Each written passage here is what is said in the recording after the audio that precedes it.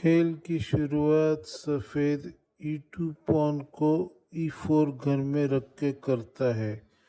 इसका जवाब काला ई7 पॉन को ई5 घर में रख के देता है। अब सफ़ेद अपने F1 घर में रखे बिशप को सफ़ेद डायगोनल से होते हुए C4 घर में रख देता है और काले के सबसे कमज़ोर पॉन F7 पे अटैक करता है। इसके जवाब में काला अपने G8 घर में रखे नाइट को निकाल के F6 घर में रख देता है और सफ़ेद के E4 पॉन पे अटैक करता है। सफ़ेद देखता है कि उसका E4 पॉन नाइट से मर रहा है, लेकिन इसकी परवाह किए बगैर वो अपने D2 पॉन को D4 घर में रख देता है।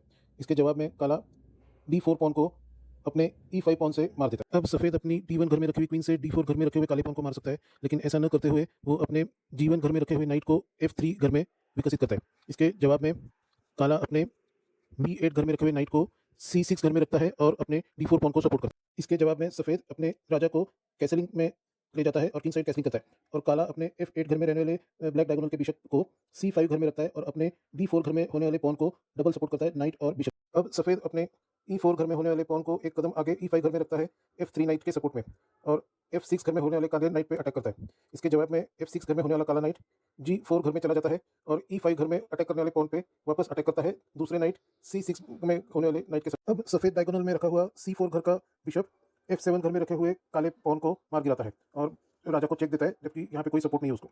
इसके जवाब में E8 घर में रखा हुआ काला राजा F7 घर में रखे हुए सफ़ेद बिशप को मार गिरा। अब F3 घर में रखा हुआ सफ़ेद नाइट G5 घर में जाके काले राजा को F7 घर में चेक देता है और इसी के साथ D1 घर में रखी हुई क्वीन से G4 घर में रखे हुए काले नाइट को मारने का रास्ता साफ कर देता है।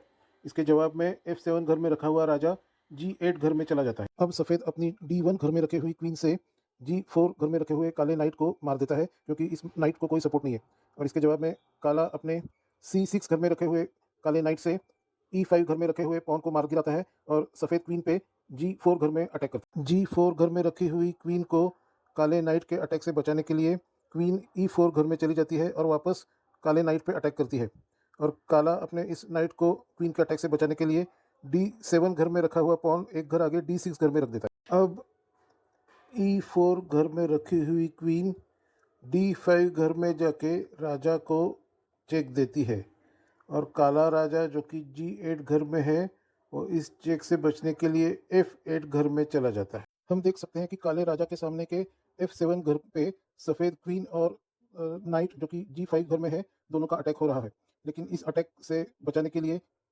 काले राजा ने अपने E5 घर में नाइट तैनात करके रखा है। इसलिए मेट करने के लिए इस नाइट को E5 घर में से भगाना ज़रूरी है। इसके लिए F2 घर में रखे हुए पॉन को सफ़ेद F4 घर में चल के इस काले नाइट पे अटैक करता है।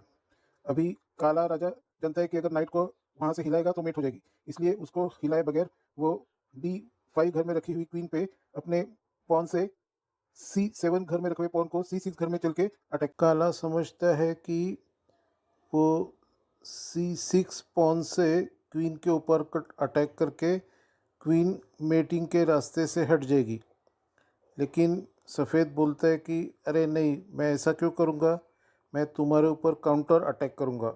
ये कह के वो F4 पॉन से